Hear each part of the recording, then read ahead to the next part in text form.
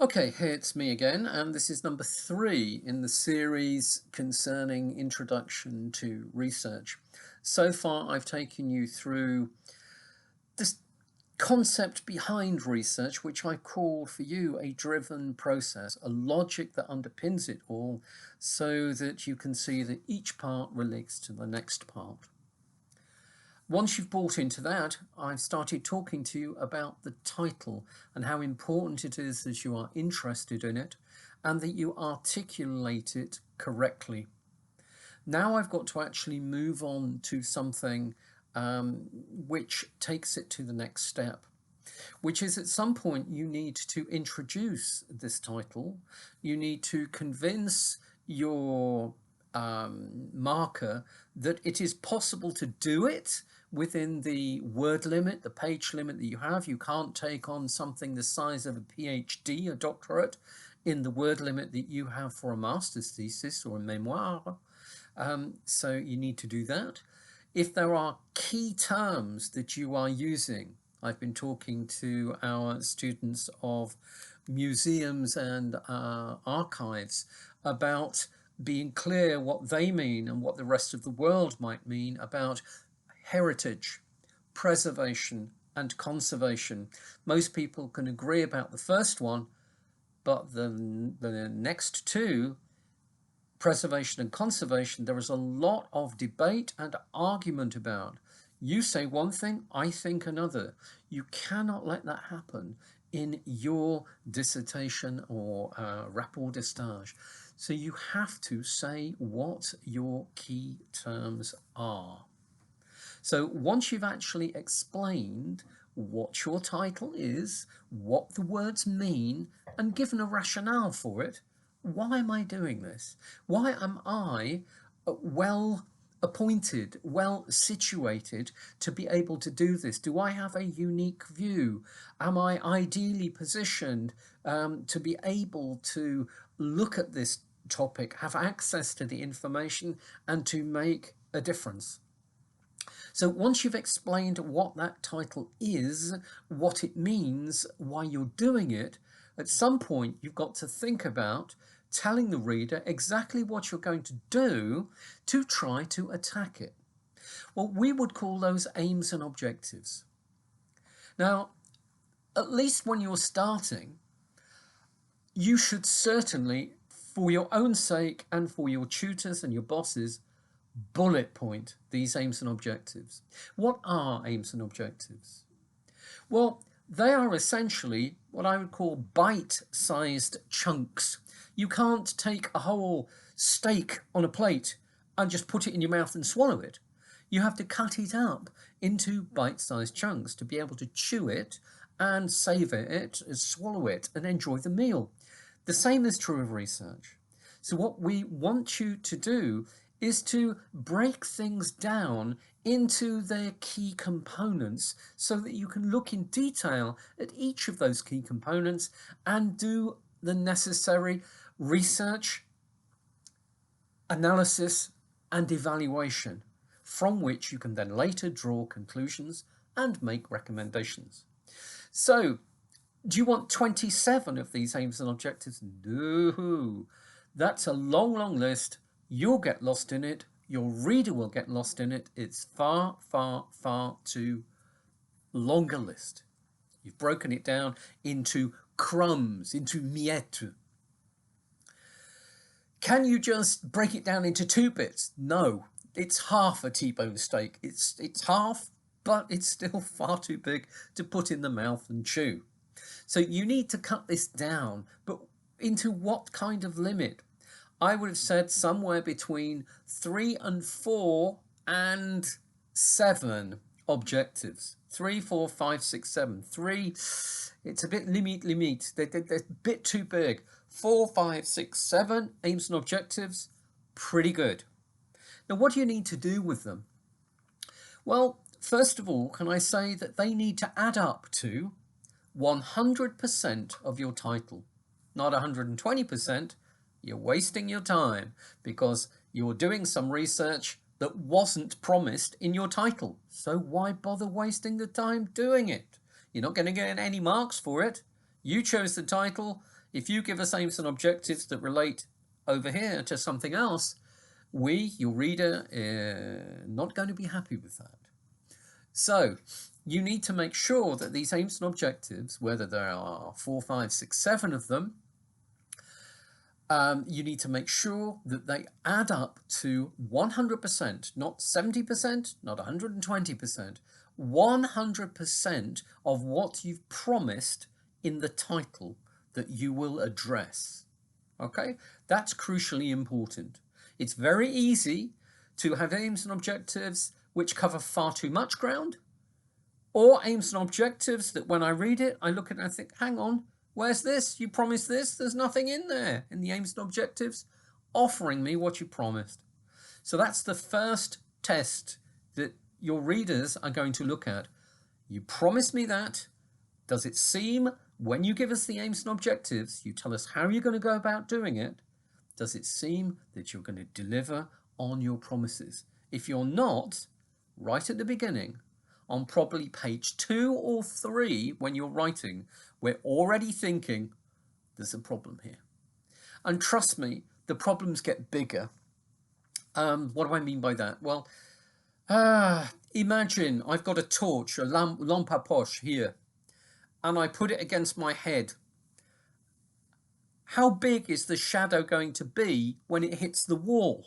It's going to be massive compared to the size of my head. The point is, the big mistakes that you make at the beginning of a dissertation, a piece of research, only get bigger and bigger and bigger and bigger as you go through your research. So it's desperately important that when you list these aims and objectives, that they are clear, they are each clearly written, and we know exactly what each one of them means. There's no room for interpretation here. You've got to be clear.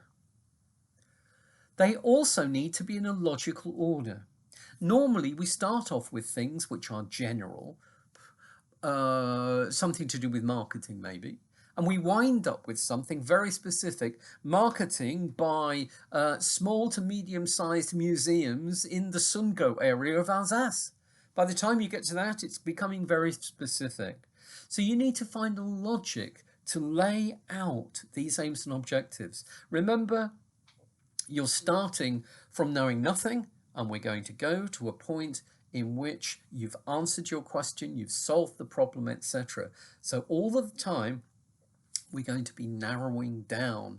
So you need to be starting off with things that are general on your aims and objectives and working down to the things that are more specific.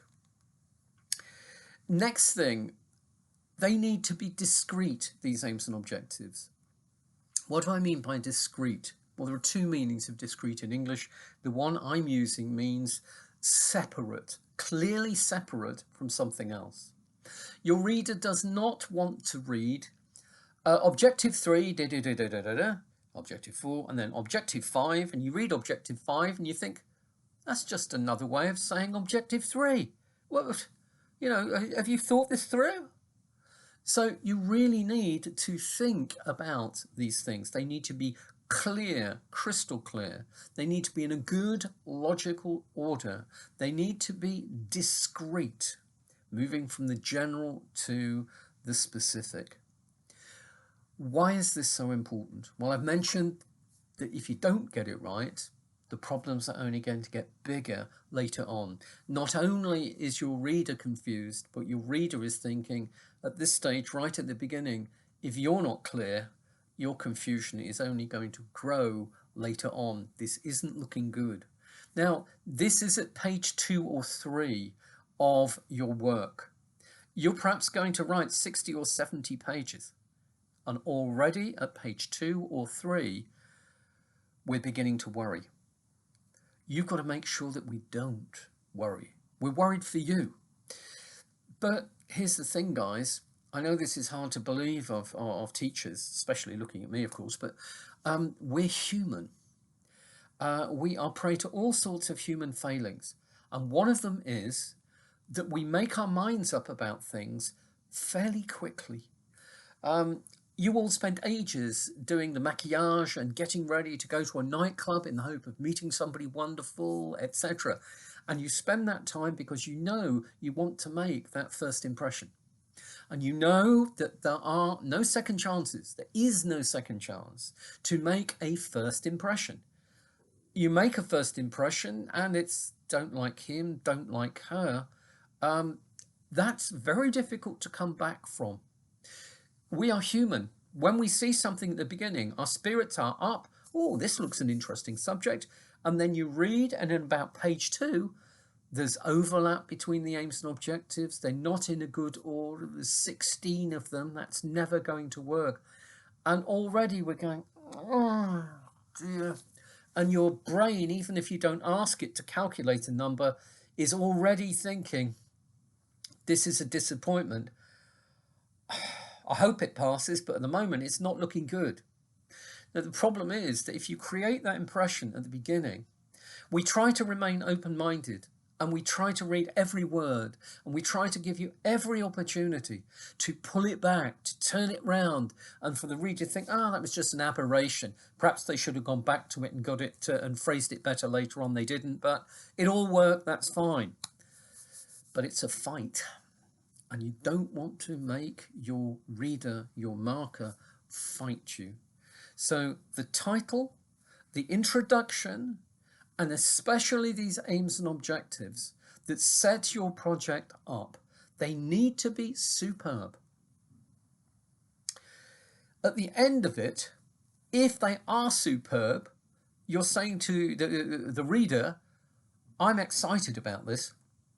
This is going to be a good piece of research. I'm looking forward to reading it.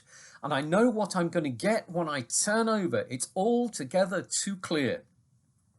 So at the end of your introduction, after you've taken us through the aims and objectives, you need to be talking to us about how you're going to do it.